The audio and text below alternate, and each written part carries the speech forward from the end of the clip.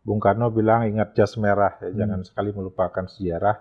Itu bukan omong kosong, tapi visionernya beliau itu sudah melihat sintom-sintom permasalahan-permasalahan terhadap pluralisme dari Republik ini yang mungkin setiap saat bisa menjadi api. Dan tugas beliau lah untuk menginspirasi kita semua. Begitu banyak menghabiskan waktu di dalam penjara untuk memikirkan bagaimana konsep negara ini ke depan. Dan benar momentum 1928 itu harus terpatri di hati sanubari kita semua, karena bayangkan dalam zaman itu nggak ada HP, Pak Ustadz. Saya pikir bangun kesepahaman yang sama ini yang harus kita samakan frekuensinya tentang bagaimana kita memandang Nusantara ini sebagai satu kesatuan. Kita yakin bisa, kita pasti bisa.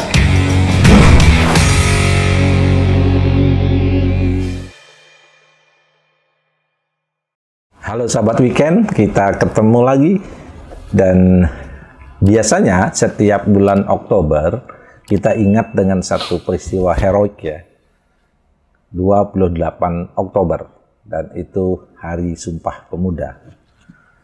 Gimana para pemuda-pemuda kita ketika itu, dan Indonesia belum merdeka, itu bisa menyatukan komitmennya tentang berbangsa satu, bertanah air satu, berbahasa satu. Dan kita sadar betul ketika itu Indonesia memiliki karakteristik kemajemukan yang luar biasa. Tetapi dengan keyakinan dan semangatnya yang luar biasa, para pemuda-pemuda ketika itu bisa menyatukan komitmennya tentang keindonesiaan, tentang kebangsaan. Nah, 94 tahun yang lalu peristiwa itu terjadi. Dan hari ini kita melihat dan bisa menyaksikan dan mewarisi bagaimana heroiknya para pemuda dan apa yang mesti harus kita lakukan oleh pemuda-pemuda masa kini dalam rangka membangun komitmen kebangsaan yang begitu sangat luar biasa. Dan di tengah kita saya undang tokoh pemuda yang sudah malang melintang di dunia apapun. Nyoman Gede Antaguna. Terima kasih Pak Wisnu. Selamat datang. Mang D saya panggil ya, lebih akrabnya Mang D. Karena ini kategorinya anak saya gitu sebenarnya, walaupun sekarang kita 11-12 nih. Siap. Ini pemuda yang sangat luar biasa, dan saya tahu Mang D ini adalah seorang pengajar, seorang dosen, seorang pengacara, aktivis pemuda, ketua KNPI ya. Ini tentu banyak cerita yang nanti bisa kita kulik dari obrolan santai ini. Gimana kabar Pak Mang D? Sehat, sehat ya. Kelihatannya. Jadi ikon anak muda harus sehat. Harus sehat. Kemudian apa aktivitas? Aktivitas masih dengan aktivitas yang sangat menyenangkan sebagai lawyer, ya, advokat, dan tentu juga tidak kalah menariknya profesi yang sekaligus hobi adalah mengajar dan bergaul dengan anak muda. Mengajar ya. Sekarang lagi studi S3 nih. Ya, harus wajib long life education. Boleh berhenti sekolah. Benar. Okay. Nah, Oktober nih kan orang pasti mikir nih ada peristiwa besar, Sumpah Pemuda. Ya.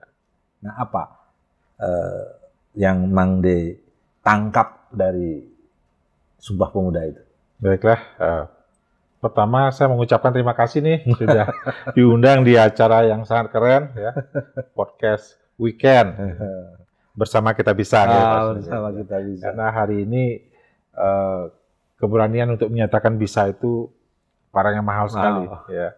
Kadang tantangan zaman membuat kita ragu untuk melangkah, gamang, ya. Tapi ya Stereotip Weekend ini mudah-mudahan akan menumbuhkan keberanian untuk itu. Oke, Sumpah Pemuda 28 Oktober 1928 menjadi momentum kita semua, khususnya kalangan anak muda, bagaimana meneguhkan komitmen tersebut. Untuk hari ini kita tentu memiliki tantangan yang berbeda, Pak. Kita wajib mengisi kemerdekaan ini dengan hal-hal yang berguna, membawa kemaslahatan untuk masyarakat banyak, dan itu nggak gampang. Dinamika universe ini sangat berbeda hari ini. Kita mungkin tidak lagi berbicara untuk bagaimana kita bergabung dengan militer untuk angkat senjata, ya terlepas terbantahkan lewat perang Rusia dan Ukraina ya. Tetapi lebih pada itu kita berhadapan dengan tantangan yang invisible, ya, bahwa kalau kita tidak care dan serius mengidentifikasi persoalan-persoalan itu, maka takutnya bangsa ini kemudian akan menjadi sejarah.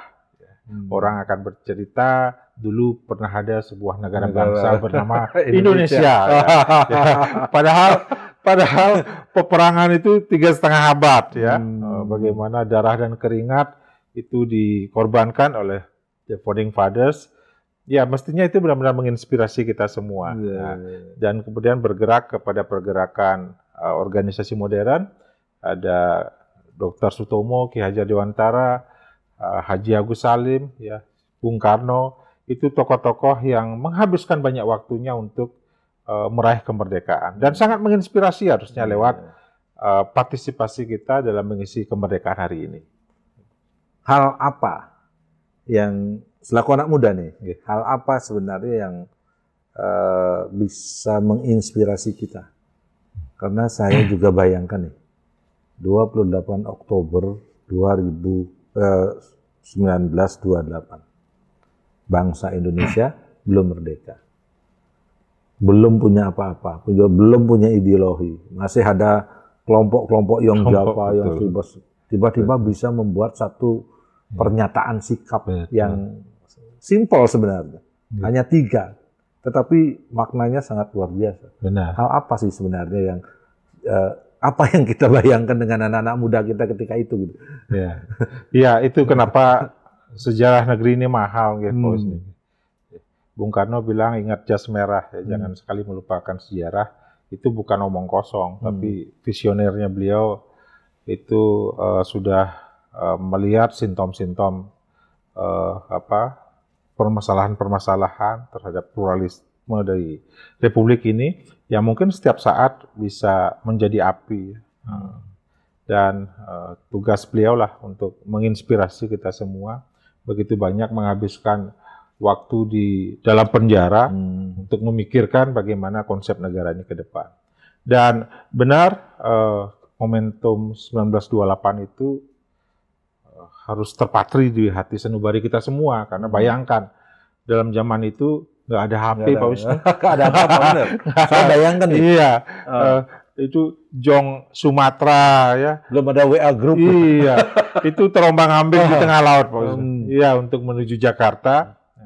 Kemudian mengkristalisasi diri untuk menyatakan sikap tersebut. Satu bangsa, satu tanah air tumpah darah Indonesia, dan satu bahasa Indonesia. Ya. Jadi ini tentu hal yang tidak mudah, karena mereka harus menafikan egonya, bahwa sisi-sisi feodal itu harus dikesampingkan, karena negara kesatuan Republik Indonesia ini dengan segala potensi dan tantangannya harus diperjuangkan ya, untuk kemajuan bangsa Indonesia lebih baik lagi. Ya, meskipun secara konsep tentang negara itu belum kita miliki, tapi persamaan rasa, ya, sepenanggungan, keberadaan imperialisme itu benar-benar mereka rasakan, sehingga mereka menyatukan sikap untuk itu. Ya, kebetulan juga proses pencerdasan sudah mulai terpola secara sistemik dengan adanya organisasi modern ini, yang tentu membangun diskursus-diskursus tentang kemerdekaan waktu itu. Nah, 94 tahun sudah peristiwa itu terjadi ya. Betul. Nah, satu hal yang mengusik kita adalah ketika kita bicara tentang kebangsaan. Gimana perspektif anak muda ini melihat kebangsaan? Dulu sekarang dan ke depan kan itu ya. Betul. Kalau dulu ya udahlah Sumpah Pemuda masa lalu, tetapi kan jas merah. Betul. Saat ini Iya. kan yang kita hadapi dan kita alami dan kita lakoni. Ya. Saya pikir bangun kesepahaman yang sama ini yang harus kita samakan frekuensinya tentang bagaimana kita memandang Nusantara ini sebagai satu kesatuan yang utuh yang tidak boleh terlepas ya, bahwa pernah terjadi Timur lepas ya, mudah-mudahan ini ke En Malik ya, sekali aja. Jangan lagi kita menaruh risiko dengan referendum ya. Kalaupun ada gerakan di Papua ya itu harus dituntaskan secara cepat dan lebih bijaksana. Jangan menganggap gampang ya. Kalau itu terulang lagi, wah sedih sekali kita ya. Jadi posisi Indonesia pada silang dunia yang sangat strategis mesti harus dipertahankan karena secara komparatif nggak ada cerita negeri ini miskin, Pak Wisnu. Nah, Nggak ada cerita. Tapi ya. faktanya ada. Iya, faktanya seperti faktanya seperti itu ya. Ini karena mungkin ya. Iya, benar. Tongkat dan kayu jadi tanaman. Betul. Kolam susu ya. Itu luar. Kita ini orang-orang yang diberkahi lahir di Indonesia. Ya. Karena baru lahir kita sudah punya emas, ya, cadangan mineral yang sangat hebat. Kemudian hutan, ya. Benar, hutan tropis yang sangat menjanjikan, iklim kekayaan juga berpihak kan. Iklim juga, waduh ini mana ada itu negara ya. Kita harus standby nunggu salju berhenti, nggak ada ya.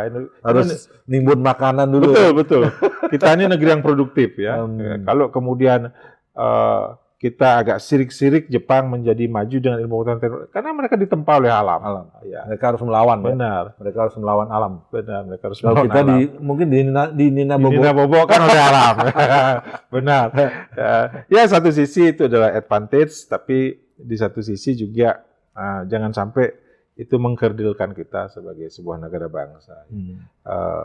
Ya, memang 1928 itu hendaknya kita estafetkan ya, kepada pemuda yang memang adalah agen perubahan, kemudian anak muda yang memiliki semangat yang menggebu-gebu, fisiknya oke, inovatif, idealisme, dan adaptif dengan ilmu pengetahuan. Jadi itu semua ada beban pada pemuda. Jadi pemuda nggak gampang, Pak Wisnu. Ya, tapi kalau mau jadi pemuda yang cuek, ya. Kenapa jadi pemuda kayak gampang? Ya kan gampang sekarang kan bangun bangsawan nih, bangsane wong tangiawan. Ya kalau dilakoni seperti itu menjadi gampang. Cuma kan kita menjadi marginal sekali ya. Padahal kesempatan untuk menjadi yang terdepan hari ini begitu terbuka. Menjadi anak muda hari ini juga diuntungkan ya, karena hari ini begitu sangat menjanjikan ya. Dalam hitungan detik orang bisa jadi hero. Ya. Sosial media bisa menggiring untuk itu. Kita tidak lagi melihat, wah kalau zaman saya dulu kan berpikir, oh orang dia mampu, pasti dia punya kesempatan lebih banyak. Tapi hari ini nggak seperti itu. Kita di garis start yang sama nih, ya. Kaya miskin nggak penting-penting banget, tetapi bagaimana kita secara inovatif, edukatif, ya, membuat itu sistemik sehingga kita sellable, bisa menjual pikiran kita kepada pasar hari ini. Nah, jadi anak muda situasinya sudah berbeda ya. Kita tidak lagi berbicara tentang garis demarkasi tapal batas suatu negara, tetapi adu kecerdasan itu harus kita sadari untuk kita mengeksplor diri lebih banyak lagi. Artinya itu kan peluang-peluang yang bisa diambil oleh anak-anak muda. Betul. Tetapi kadang-kadang kan ada stigma ya. Anak-anak muda kita itu nggak kayak gitu. Nah gimana nih? Ya. Ini tantangan buat kita semua. Jadi kita harus bergandengan tangan, mengingatkan juga untuk saudara-saudara, teman-teman kita sendiri agar menggeser mitos pribumi malas, ya, karena kalau kita tidak mulai dari diri sendiri hari ini, kita tidak bisa berharap banyak kepada Tantangan terberat anak muda kita apa sih sebenarnya? Dalam situasi yang serba ada dan serba ya saya melihat sih udah mau apa aja gitu. ya. Tantangannya apa sih sebenarnya? Tantangan kita hari ini jangan sampai kita terjebak dalam pusaran teknologi dan ilmu Terjebak pengetahuan. dalam pusaran teknologi. Iya, Padahal teknologi itu penting. penting sekali. Ilmu ya. pengetahuan juga penting. Sangat penting. Nah, yang dimaksud terjebak itu apa? Terjebak itu karena saya melihat sahabat, teman-teman, dan adik-adik saya semua, hampir 80% kesehariannya dengan gadget. Jadi ini sangat berbanding terbalik Bukan dengan 80, bukan 100%. 100%. 110. Iya, untuk hal-hal yang tidak berguna itu sangat disayangkan. Ya. Padahal barang ini menjanjikan sejuta tool ya untuk bisa dimanfaatkan secara baik. Istilah saya dunia dalam genggaman. Dunia dalam genggaman, benar Pak Wisnu. Ya, jadi pilihan hidup kita di kemudian hari sangat ditentukan bagaimana kita memanfaatkan barang ini. Kalau mau terjebak, artinya menjadi korban, ya udah barang ini juga memiliki piranti untuk itu. Kisah anak-anak muda yang radikal, yang salah arahan atau asuhan dari barang ini sangat banyak. Bahkan bunuh diri sekali. Bunuh diri sekalipun mereka fine-fine aja, karena terpengaruh oleh propaganda dalam alat ini. Banyak anak muda yang dalam konteks radikalisme tersebut belajar bagaimana membuat senpi, merakit bom Dari alat itu. dari alat ini. Ya. Jadi sehingga secara otodidak mereka memiliki kemampuan begitu dan disalahgunakan, ya. Karena memahami ideologi secara salah, bertumbuh simultan dengan keyakinan yang sangat-sangat garis keras lah istilahnya. Garis keras bisa di agama mana saja. Jadi itu kemudian yang bekerja secara sistemik yang membuat kita sebagai korban. Iya, oke. Ini kan kaitannya dengan radikalisme ya. Betul. Di samping radikalisme juga secara personal, apa sih sebenarnya? Saya kok merasakan anak-anak muda merasa jauh gitu ya, dalam kedekatan. Jadi kohesi sosialnya itu gimana itu? Iya kan? Kita dulu kan seorang organisatoris yang bisa ketemu setiap saat, ngumpul-ngumpul. Nah ini kohesi sosial juga ada problem kayaknya. Iya, itulah karena salah dalam memandang atau menyikapi tentang hubungan sosial dan religion. Jadi sehingga kadang-kadang diikuti juga pemahaman salah tentang sejarah bangsa ini. Banyak yang kemudian melihat proses di bulan Mei sampai Juni di 1945 itu, ada yang mengatakan itu sebagai penelikungan sejarah. Ya. Padahal mestinya tidak dilihat parsial seperti itu. Mei Juni peristiwa apa itu? Pancasila. Ya. Oh iya. Ya. Jadi lahirnya Pancasila. Lahirnya Pancasila. Kan ada kental nuansa Piagam Jakarta waktu itu. Ya maaf kita akhirnya berbicara tentang yang fokus ya. Jadi dari sisi itulah yang dilihat bahwa kemudian keberatan beberapa elemen bangsa yang sebenarnya ingin diakomodir ke Indonesiaannya secara lebih proporsional, itu kemudian dianggap dan faktual kan? Dan faktual. Oke. Nah, jadi itu yang dinegasikan untuk menghidupkan semangat garis keras itu. Ya. Padahal kalau dilihat dari sisi positifnya, Indonesia ini menjadi satu-satunya negara bangsa yang masih eksis dalam kerukunan berbangsa dan bernegara. Kita pernah dengar tentang negara bangsa Uni Soviet. Ya. Negara Balkan itu menjadi sangat eksis dalam Perang Dingin. Tetapi kan ceritanya once upon a time. Ya. Sekarang udah nggak ada lagi Uni Soviet. Jadi negara bangsa itu sudah hancur lebur. Iya. Sekarang mau dibalikin lagi nih. Mau dibalikin susahnya minta ampun. Ya. Harus melalui. Waduh, harus menciptakan krisis dunia nih. Harus jadi, berdarah-darah. Jangan sampai Indonesia seperti itu. Ya. Jadi betapa bangganya kita. Jadi menghancurkan itu sangat mudah kan? Sangat mudah. Membangun yang susah. Membangun susah. Ini kan di tengah itu memelihara susahnya bukan lagi. Iya, benar. Lebih susah lagi. Lebih susah. Kita kan udah 70 tahun nih merdeka nih. Artinya hampir satu generasi lah. Iya. Sementara tahun kan cita-cita kita 2045 ini Indonesia emas nih. Betul. Ya. Artinya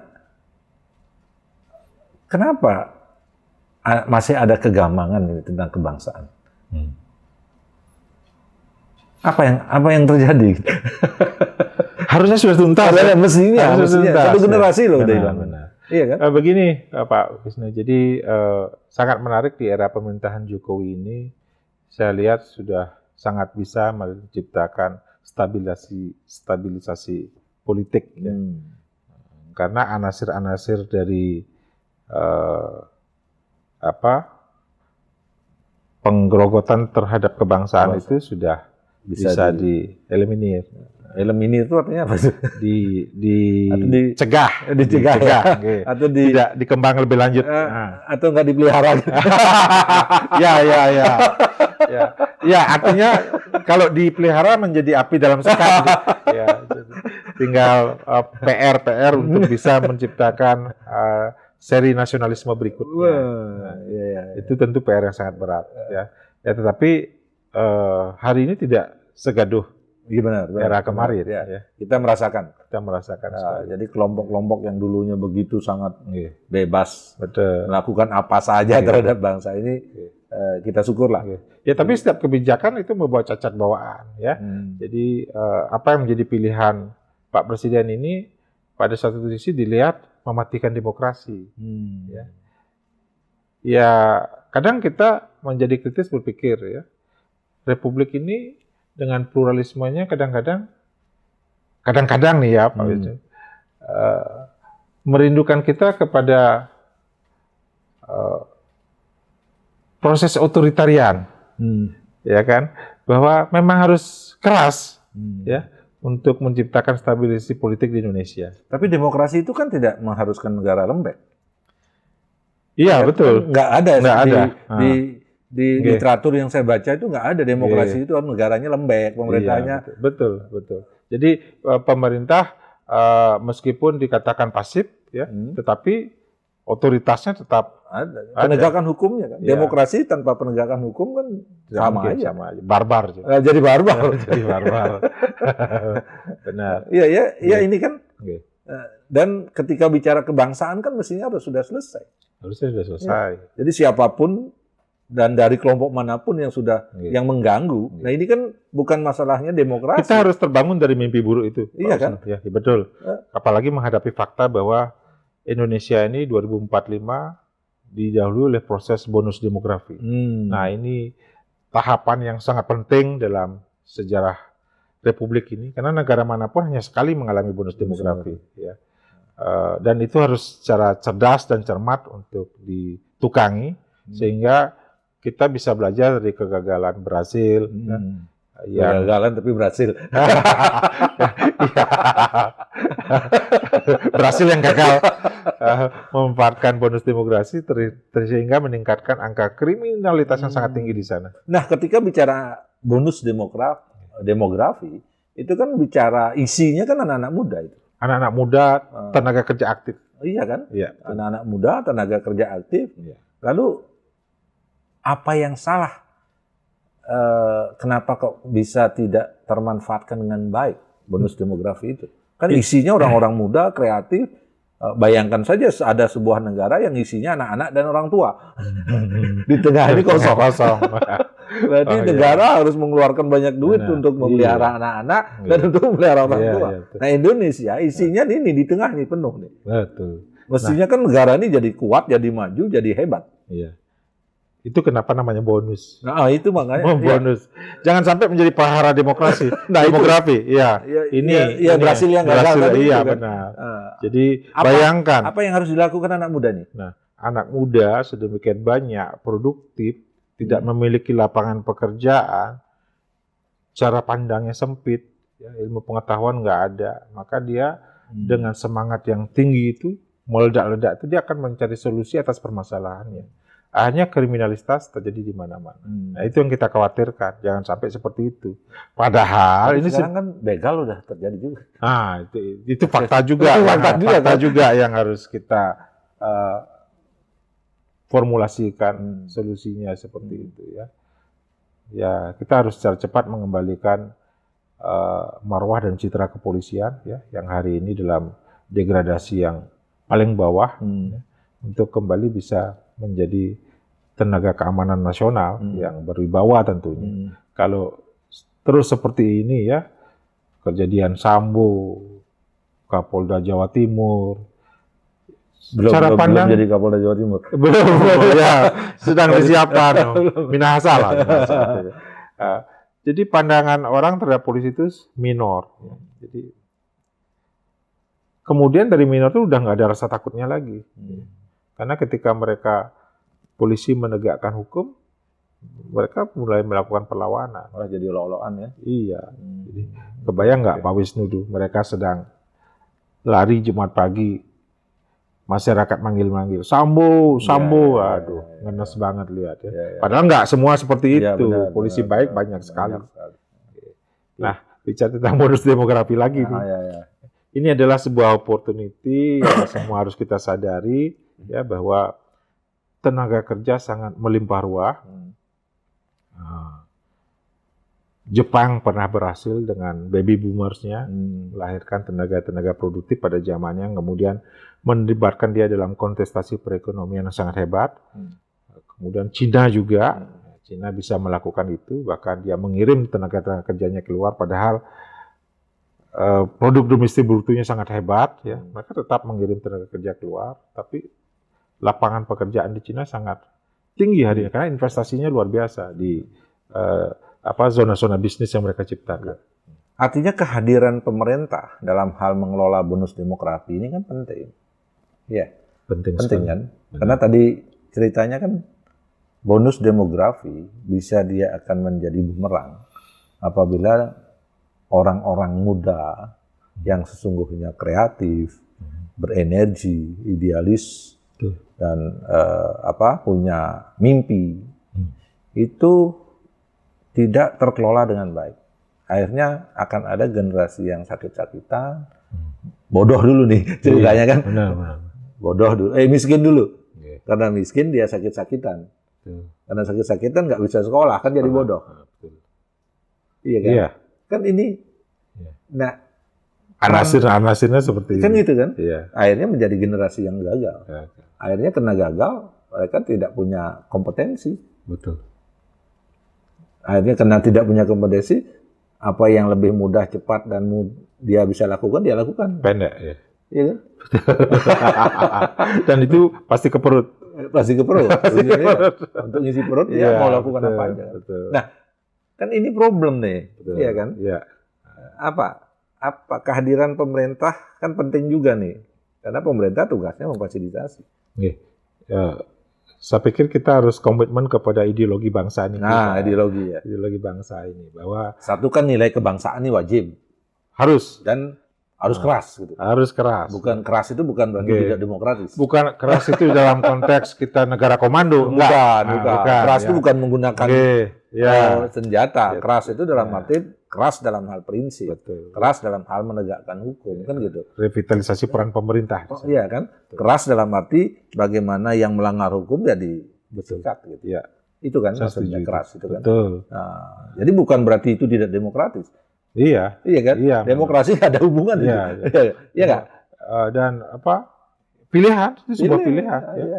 Itu ada ragam ideologi yang ditawarkan dunia kepada semua negara dan kita sudah menempatkan demokrasi Pancasila sebagai pilihan dengan paham-paham yang terstruktur, yang yang memang dipikirkan benar oleh Bapak bangsa, dan terbukti dalam dinamika dunia hari ini kita masih bertahan dengan itu. Dan Ya.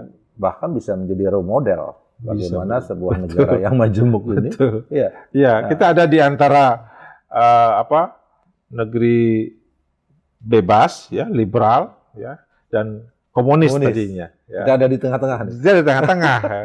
Bahkan Cina pun yang tadinya dalam zamannya Mao Zedong noktok komunis, hari ini bergeser ke tengah. Dia Udah komunis tapi liberal. Open investment. Iya kan? Iya. Jadi seperti itu. Indonesia ini sebenarnya menginspirasi sebenarnya. Iya. Saya bahkan punya mimpi ya, sering saya ngobrol. Ini Pancasila bisa jadi ideologi alternatif. Betul. Dalam rangka bagaimana membangun negara bangsa. Betul. Kan setiap negara kan tidak mungkin monolitik dia. Betul. Nggak mungkin. Ya, paling tidak sukunya lah. Atau paling tidak bahasanya lah gitu. Dan Ya, Indonesia tapi ada semuanya gitu. Negara-negara itu punya pride-nya, nggak mau mereka menyebut Pancasila. Pancasila. Tapi nilai-nilainya Nilai-nilainya dicuri. diambil. Betul. Ya itu ya hebatnya Bung Karno. Pak. Betul, Bung ya. Karno, Yamin, Iya kan? itu berpikir Ini sangat menumpahkan visioner kan? sangat visioner. Nah, kaitannya lalu dengan Sumpah Pemuda ini kan. Komitmen kebangsaan macam apa yang perlu kita bangun untuk anak muda kekinian. Ya. Kalau kita ajak ke 94 tahun yang lalu paling dicemooh. Ya. Itu kan dulu gitu. Dulu, ya. Oke lah. Tetapi ada value ya yang harus kita tarik. Betul. Nah, saat ini dan ke depan, apalagi sebentar lagi nih kita akan mengadakan perhelatan Akbar 2024. Betul. Politik identitas akan mulai muncul. Yang sesungguhnya itu sudah selesai. Karena sudah 70 tahun kita merdeka. Ya. Dan ujung-ujungnya kan nilai kebangsaan ini kita diuji lagi. Ya. Dan anak muda perlu tahu tuh. Karena kekuatan itu, baby boomers, Iya. sekarang kan suara milenial ini Milenial. sangat kuat, bisa mempengaruhi. Sangat diandalkan. Iya kan? Betul. Apa komitmen kebangsaan apa yang mesti harus kita bangun bersama nih kan? Kita kan bukan mengajari, kita cuman bagaimana kita sharing gitu kan? Dan anak-anak muda juga paham tentang itu gitu. Yes, we can. Nah, weekend. Jawabannya weekend. Jadi narasi yang paling pantas untuk disampaikan ke anak muda bahwa yang abadi di dunia ini adalah perubahan. Perubahan. Ya, bahwa cerita Sumpah Pemuda 1928 itu adalah heroisme di zamannya. Dan sesuai dengan tantangan Sesuai dengan zamannya. tantangan. Ketika Ya. itu ya. Ya. Karena Indonesia belum merdeka. Betul. Sekarang kita sudah merdeka nih. Belum merdeka. Tetapi kita harus dihadapkan dengan pertarungan global. Betul. Kan gitu kan. Oke. Apa semangat apa ya? Jadi semangat 1928 itu yang harus kita serap dalam tantangan hari ini. Kan hari ini memiliki ragam tantangannya juga. Ya.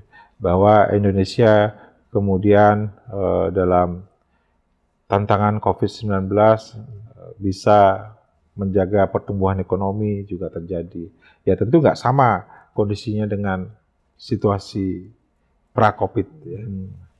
Tapi kita mendapatkan bahwa Indonesia masih tetap produktif dan stabil ya, dari Sabang sampai Merauke.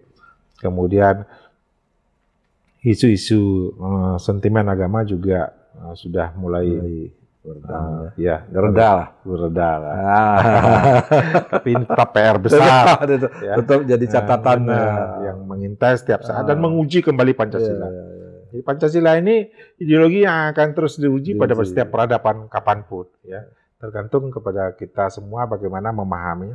Memahaminya pun tidak dalam potret zaman kita, Pak Wisnu, ya. Tidak dalam format dogma-dogma, ya. Tetapi dalam era kekinian. Bukan doktrin, bukan doktrin. Nilai. Yang Jadi menghadirkan nilai itu penting. Benar. Iya kan? Ya. Dengan menghadirkan berarti ada kesadaran. Kesadaran menghayati dalam. Ya. Jadi tidak dipertontonkan dengan doktrin-doktrin seperti itu. Apalagi dihafal. Apalagi dihafal. Anak sekarang disuruh menghafal 36 butir ya susah mereka. Iya. nama menterinya mereka nggak Nggak tahu. tahu. Nggak tahu. Jadi ya karena memang mereka dipikirkan untuk diajak untuk berpikir kritis dan instan. Ya. Dunia seperti itu hari ini. Ya harapan kita nggak selalu jadi follower ya. Nah, Negeri Barat yang menciptakan piranti itu juga nggak gadget-gadget banget. Ya. Jadi orang bule itu memanfaatkan ini, saya pikir sangat efektif sekali. Ya. Mereka tahu kapan harus bermain HP. Ya.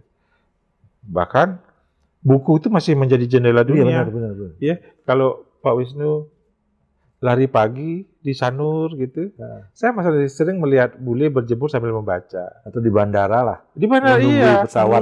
Iya, Mereka masih asik membaca. baca buku ya. Kenapa ya? Kenapa? Ya karena membaca itu penuh dengan kedalaman Pak Wisnu.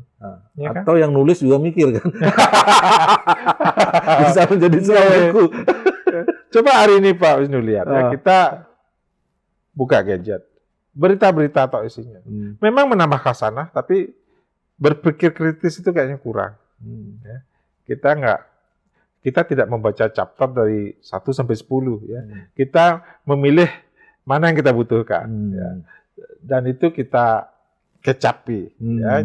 Seolah-olah kita paham. Ya padahal ada sisi-sisi lain yang berpengaruh yang tidak kita dapatkan. Nah, jadi itu. Jadi tetap membaca itu adalah jendela dunia yang paling efektif ya. Cuman orang mobilisasinya sangat tinggi sekarang dan dominasi HP sudah menghilangkan semangat baca itu. Ya. Beberapa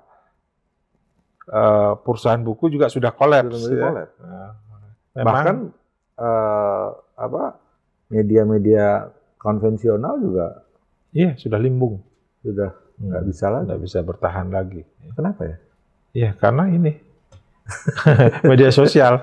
Ya, media sosial. Dengan karakter tulisan yang terbatas, mereka membuat konten tanpa penanggung jawab redaksi. Ya. Ada jadi printnya. Betul. Jadi semuanya sekali klik, diasporanya hebat. Ya. Jadi seperti itu. Ya, yang kita dapatkan sampah semua. Jadi 5W1H itu nggak ada. Nggak ada. Nggak ada ceritanya. Nggak ada. Nggak ada. Bahkan bukan isi otak kadang-kadang yang nulis, isi perut juga nulis di sana. Jadi seperti itulah. Nah itu kita kembali dihadapkan pada seberapa cerdas kita mengamini pemberitaan itu ya secara baik. Memang bisa kita saring, tetapi tetap untuk memahami secara kedalaman. Bagi saya pribadi nih, Pak Wisnu, buku tetap adalah pilihan yang terbagus. Nah, apa nih selaku anak muda nih Pak, Ketua KNPI juga kan sering bergaul dengan anak-anak muda. Ya, ajakan apa sih yang harus kita lakukan? Gampang sekali saya Pak Wisnu. Jadi saya bergaul dimanapun ya, teman-teman di organisasi kepemudaan, bahkan dengan mahasiswa sekalipun. Saya spare waktu 20-25 menit untuk berbicara dari hati ke hati. Ya. Kemarin, ini Fakultas Hukum banyak sekali dapat mahasiswa, Pak Wisnu. Ya. Jadi satu kelas itu ada yang 70 orang. Jadi menciptakan keakraban dalam kelas yang sedemikian banyak, kriuh sekali. Ya, akhirnya saya bilang, ya, di sini banyak teman kamu yang mencari ilmu pengetahuan. Ya. Kalau memang lagi nggak mood, udah tunggu aja di luar. Nilai saya sangat bersahabat sekali. Ya. Tapi dikasih omongan gitu malah serius dia. Jadi itu asik sekali dengan anak muda hari ini ya. Itu trik gitu. Enggak trik soalnya. Kalau saya ngasih ceramah gitu juga nih. Bagi yang ngantuk silakan tidur gitu kan. Iya kan? Iya. Jadi saya tidak apa-apa. Tetapi kalau tidur jangan ganggu tetangga. Akhirnya nggak tidur. Nah, itu jadi kita ajak untuk berbicara dari hati ke hati nih ya tentang barang ini. Saya tanya, baru bangun langsung mandi nggak? Jawabannya pasti dia bilang, ambil HP dulu Pak. Ambil HP dulu Pak. Update status. Oh itu baru bangun aja. Nah, gitu. Ya sambil ke belakang juga main HP. Ya jadi artinya memang barang ini sangat mendominasi hari ini. Sesuatu yang tidak pernah kita duga ya bahwa lifestyle kita berubah dengan adanya HP ini. Ya, kita juga tidak lagi menonton televisi, kita melihat streaming. Ya seperti saya bilang tadi, kita memilih apa yang kita tonton. Ya. Kalau dulu kan kita sedikit ada pariwara gitu kan. Nah hari ini enggak ya, kita pilih benar, lewat. Mau nonton orang berkelahi brutal di UFC ada di sini pilihannya. Nah jadi inilah yang harus membuat kita pintar dengan barang ini. Menulis skripsi pun seperti itu ya. Sangat jarang kita jumpai pemuda di perpustakaan hari ini. Iya betul. Jadi literasinya sudah diambil dari sini. Nah mudah-mudahan tidak salah arah ya, karena mereka seperti autopilot memanfaatkan barang ini. Ya. Tidak lagi melihat panduan ya.